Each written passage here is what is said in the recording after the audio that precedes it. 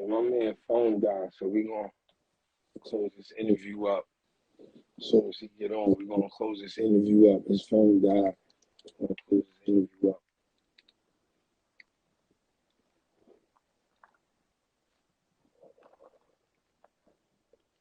All right, man. Let's go.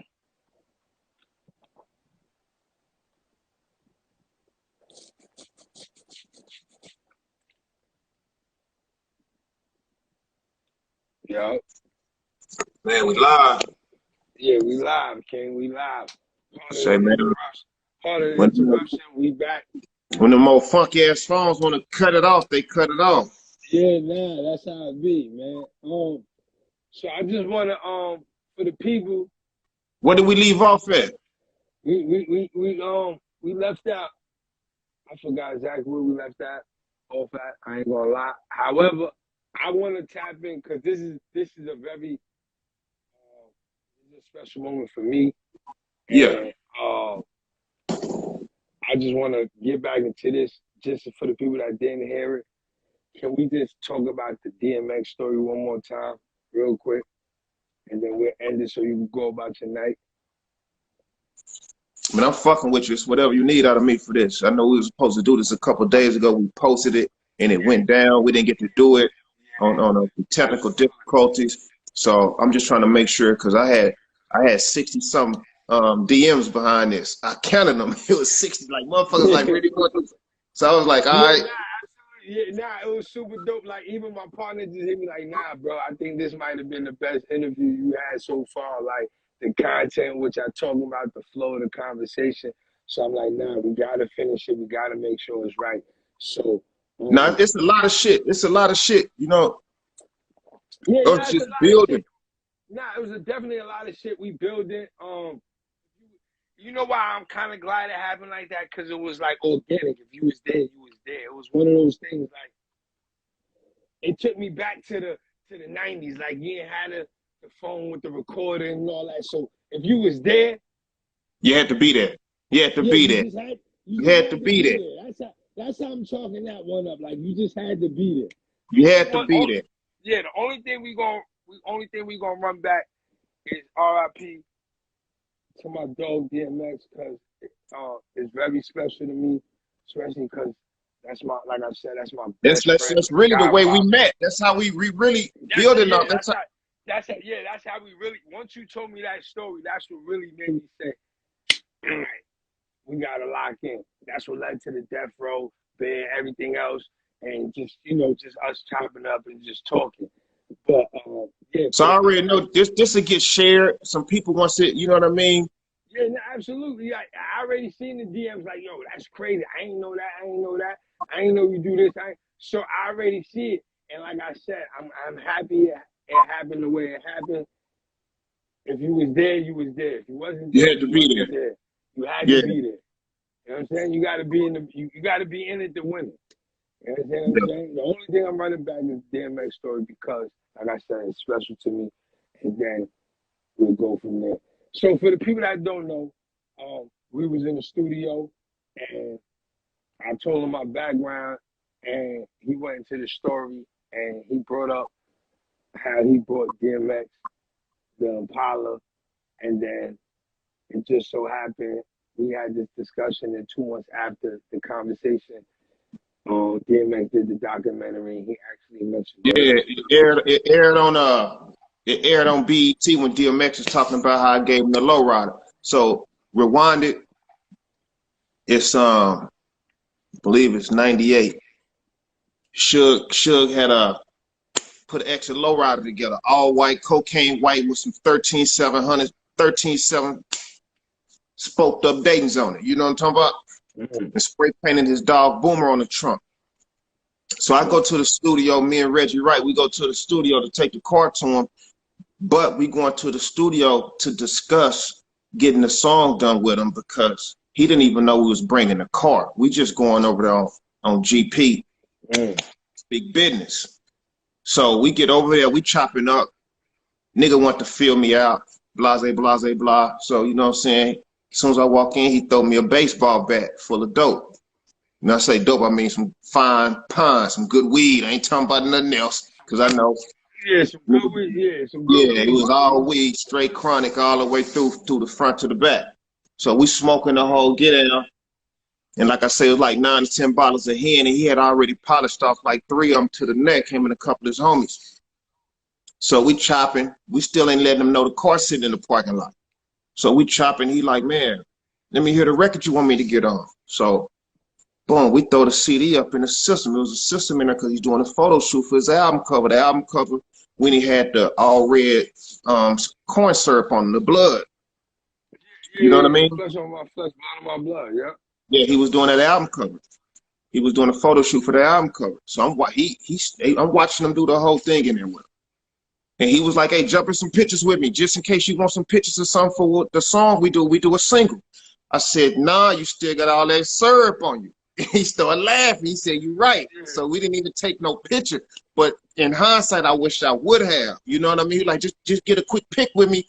But I was like, nah, nigga, clean up. I ain't no groupie, nigga. Just clean up. I got something for you outside. That's what we telling him. So after we play the record, we bang the record, the nigga like, damn, nigga, that's you. I'm like, yeah. He was like, I'm like, yeah, that's what we doing. That's what we moving on. And he was like, word. I was like, yeah. He said, man, we gonna rock that after we get done with this.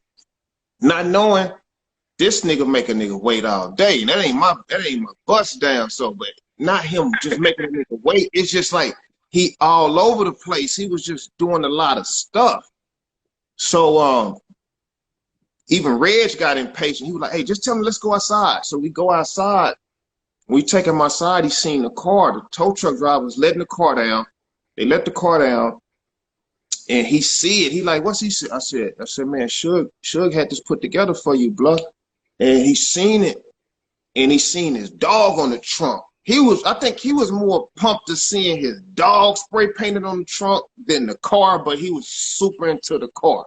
Like when I say super into the car, he was into that shit. But he didn't even know how to hit switches. So I get in the car, we're in the parking lot. I'm showing him how to hit the switches, blah, blah, blah, whatever. And he was just static, dog. He jumping up and down, and you know how he got that deep. Hey, oh, he was really on one, and he was so pumped on that record. And I mean, not on that record, but to see that car. And so we go back in. Shout out, Neff. Shout out to Neff Beats. Yo, Neff Beats. I'm gonna cut you over quick. Yo, Neff Beats. When you done, tap in with my man Real. Neff is one of those producers that you told me you was looking for. That got that New York boom back. Yo, Neff, definitely tap in. He done did shit with Man, tell him I need him. Yeah. Tap in with him immediately. But guys, continue the conversation. My fault. I got a nigga from NY just hit me as soon as my phone went dead. I pop it back on. I had a DM from an NY nigga say he was sliding through here and seeing it and told me to plug with him. So the love is real. It's natural. Look, but long story short, after we get through fucking around in the studio, so lo and behold, we do the song "Got a Little Gangster" with Jewel on it, and DMX was on it. It was just me, DMX, and Jewel at the present time. So we go see Suge up in the penitentiary. Went to go bust with him and holler at him. Leo Cohen come up there that day, and while he's up there, Suge spits in his face. They get into it, some heated argument over some business or something, whatever. I really went up to it on that, whatever they was into it about, but Suge get a loogie from the back of his neck and release it. Like, hawk that motherfucker up and he gave it all to him. I'm like, damn. You know what I mean? So, in my mind, I already knew that verse from X wasn't coming out. Because that motherfucker wasn't signing off on it. No disrespect to the guy now, but back then, like I told you earlier, Suge spit in his face. Fuck it, I should have spit in his face. That's how it was back then. You know what I mean? Man, I was off safety at that time, bro. It was like at that time I was totally off safety. Whatever how I was moving, that's how I was moving. I was one and a half off safety. Yeah, that's just how it was. But it worked out because you know Suge was like, nigga, you like the record that much? I'm like, yeah, nigga, the record go. I believe Daryl Harper, who produced a lot of songs on the Machiavelli album and some other songs for Pac, he produced the beat. He did White Man's World on the Pac album. He did I believe me and my girlfriend. He did a lot of beats on that Machiavelli album. But anyway, he the one who did the beats. I'm like, my nigga, the song go. Because at that time, Suge hadn't heard it yet because he's locked up. And the way we used to let him hear the records, we had to take it to this place and get him shrink wrapped and wrapped in plastic and get sent in there like it was a brand new CD. Yeah, absolutely. Yeah, so that's how we had to do it. And at this time, like, soon as I did it, I couldn't let him hear it. So, but as soon as I did it, like, that same weekend, we jumped on the plane to go up there. No, we drove up there. We drove up there to go see him. And he's like, nigga, the record that dope? I'm like, yeah, the record dope. It just so happened him and Leo bumped heads in their meeting. And you know, the nigga gave him all the spit in his mouth. But the nigga like, hey, my nigga, you like the record that much? He said, man, just get the record done. Who you want on it? And I just said, shit, Richie Rich and Scarface. He said, man, get it done. So Rich got it. Rich sent it back ASAP. Face sent it back ASAP, and that's the version that the world knows. I love it how it is, and I'm not just because X has moved on and transitioned, trying to be like, hey, that's the best version. The version that came out to me is the best version. You know what I mean? If the world ever gets to hear the version with X, that's the best version as well to me as well. Yeah, that's just how I move. But if you know me, you know me. When I'm in the studio, I'll write the same song 5 different times. Just depends on what version comes out. Yeah. Nah, I definitely witnessed that. You definitely let me. Yeah, you saw me do that. Showed me that. Yeah. Yeah. I actually seen. I think the more you impact the record, compress it, get to it. A lot of niggas are coming there and put 16 on. A lot of new cats don't even write their whole record out. You know, when I say write the whole record, I mean, even if you want somebody on your hook and other people on your different other verses, write the whole record out. See, I'm going to write first, second, third verse, and I'm going to write my hook. And I'm going to perform it all live. Now, when I bring somebody else in there, I'm going to let them catch a vibe without me even on the record and see what they sound like on it. And then I'm going to pull up what I have. And then we'll integrate both of them and see how it sounds. Okay, your hook sound better than my hook. Cool, we'll keep that one. Okay, your verse sound better than this verse right here. Cool, we'll pull this off, but we'll still keep these ad-libs on here. You know what I mean? You gotta know. I learned one thing about Death Row was it was boot camp, bro. It was really like being in YA and walking the yard in a pen. I learned just because that's your first round of that record, it don't until it comes out, you might do that record 10 times, dog. I recorded Tonight We Enemies so many times. There's so many versions with so many phenomenal MCs on it. You wouldn't believe all the versions I have of it. So it's just like it just depends on how hard and how serious you take your craft. Nah, that's true. That's absolutely true. So look, this is I ain't had this question on the paper, right? Yeah. However, right, being that people feel like you sound like Pop, right? Do you feel like that hindered you in your career or it helped you in your career? I don't feel like nothing hindered me in my career. Nothing. It's God's will, it's God's plan. Everything. Nobody on this planet is going to tell me that this made this happen better than this could have happened for me. It's already done. It's ordained. Compare me to the best nigga, in my opinion, to do it. That's how I feel. Because I can tell niggas some shit that'll break their hearts with this music shit. Niggas don't know what goes on behind the scenes to make music happen. Yeah. You know what I mean? So don't it is what it is. Compare me to the best. I'm not biting at all. Don't get that part to it. Yeah. You're not biting. I have adapted what I did. I got Scarface. I got Rakim. I got Big Daddy Kane. I got all this shit. I got Pac. I got all this shit. And I said, let's run with it. I got DOC. I said, let's run with it. I got J Flex. I said, these niggas, I'm around them. I soaked it. I slept on J Flex couch. I said, let's go. To me, J Flex is one of the best writers you will ever see. He wrote all the shit for Dre. Natural born killers, California love, been there, done that, keep their heads reeking, California love. I slept on this nigga couch when I got to death row. I watched what he was doing. I'm like, okay, some of his style got to come with me when I walk out of his house.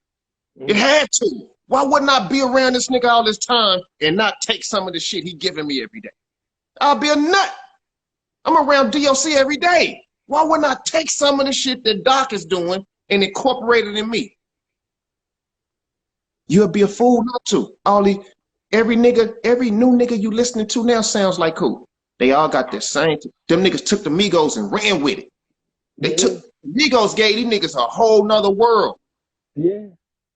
Migos gave these niggas a whole nother world. They gave him another 10 years. They gave him another 10 years. Yeah. And these niggas ran with it. Every nigga you listen to, they got some Migos and ran with it. All of them. It's no disrespect.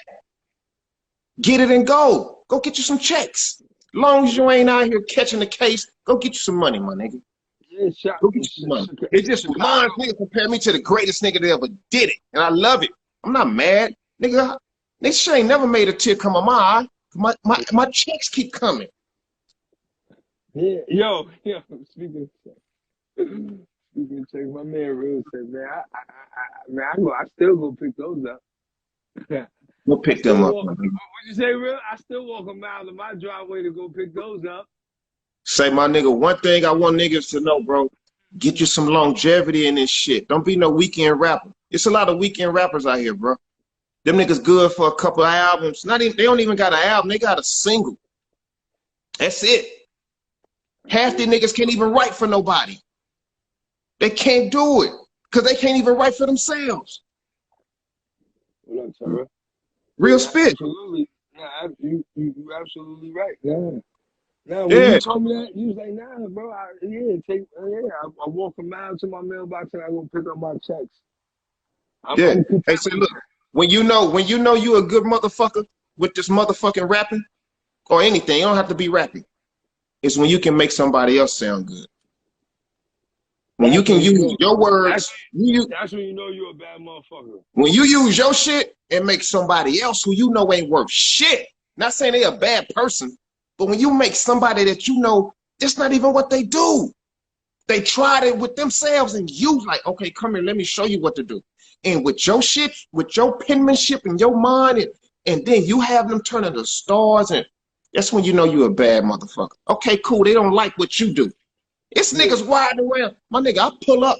It's niggas done pull up to me at a stop sign, a stoplight, and they banging some shit, and it's my pen. Yeah, I'm like smooth. I'm smooth with that. My nigga, I am very smooth with that. Stevie J told me one of the best things ever 20 years ago. He said, never make them like you. He said, they gonna have to love you, and then they gonna respect you after that. Yeah, I don't want nobody to fuck like. Well, who like? That's why all that shit on Instagram, they taking their likes off. Nigga clicking your likes. Motherfuckers ain't got no like. Who give a fuck about who like you, my nigga? That shit. It's all about that bread. It's all about that bread. It's crazy you said that, right? Because I seen somebody make a post on Instagram the other day. They was like, yo, Instagram need to do something different because who wants to like a post of somebody posting that somebody died? What the fuck is the point of liking somebody? I like that. Yeah, I like that. Yeah, I like your grandmother just died. I like that. That's smooth to me. Yeah, you know what I'm saying? So, me personally, when people post things like that, I won't like the picture, but I will send my condolences in the comments. Yeah. I'm not gonna like a picture of you in the hospital. But look, it's the people who control all this shit. See, I'm different, bro. I move different. I think different in my whole mind frame. In majority of the people that I'm with, that I align myself with, are different, bro. The people who controlling all that shit aren't like us. They skin tone. They don't think like us. They don't move like us. They ain't been through the type of shit we've been through, Spills. You know what I mean? So asking them that, they won't give you the right question. I mean, the right reply to the answer that you're looking for, bro. Yeah, that's true. Yeah, so until we get our own platforms and we really control them and run them, it'll never work out for us. I mean, slowly but surely, you know, we getting more platforms, we getting more podcasts, we having a bigger voice. We getting there. We getting there. We getting there. We slowly but surely getting there. We getting there. However, we'll see the real, like when we get the real results will come when we see change. We getting there. It's gonna work out though. Yeah. I just feel some of the stuff that we looking for is not gonna happen right now. I just seen my homeboy John Holland pop in here. That's my day one. Super solid, 20+ good guy. Runs a lot of my shit. Nah, yeah, but you know, we're in the process of trying to put it together. Like I said, we got the project with you and Hattie working. The Hattie Rex record. A lot of people not gonna like expect me and Hattie Rex. Like, how the fuck Realest Hattie Rex nigga from New York?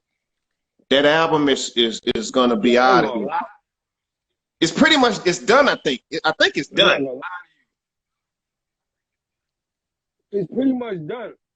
However, what I'm saying is, right, the one record with you, Hattie, and Cito is retarded. That record with me, Hattie, and Cito is ridiculous. Yeah. Nah, nigga, that's for that record. That's for that record. Yeah, that's for the me and Hattie record.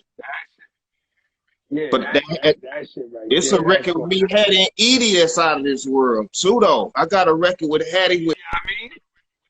Yeah, we on there cooking. What?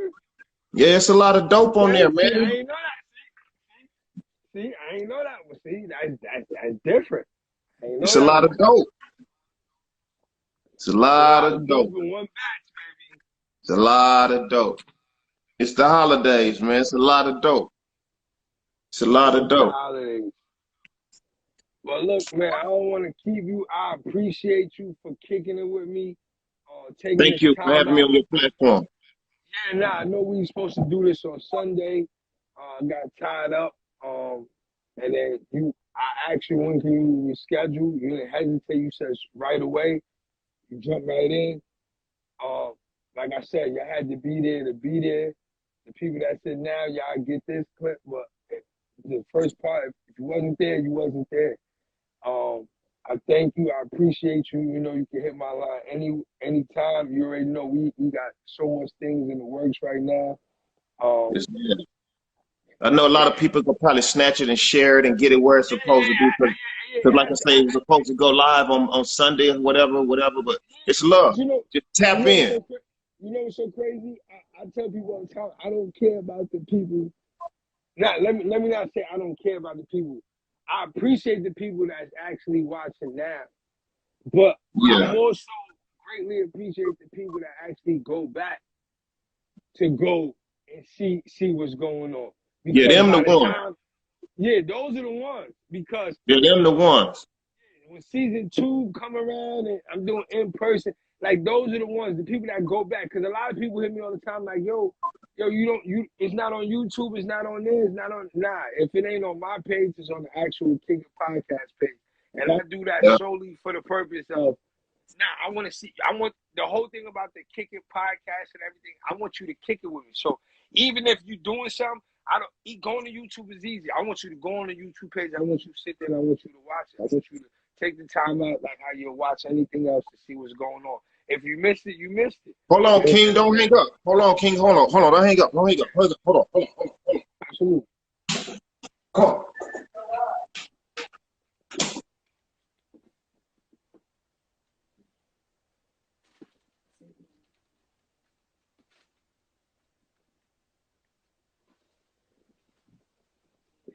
It's good, y'all.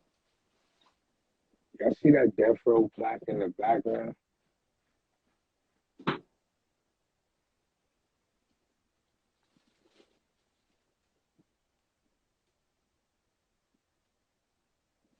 Listen.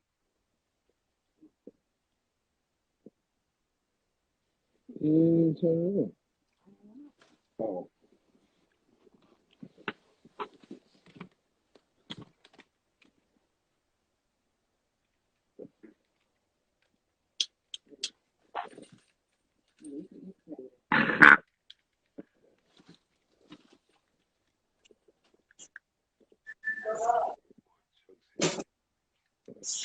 Spills. Yeah, what up, bro?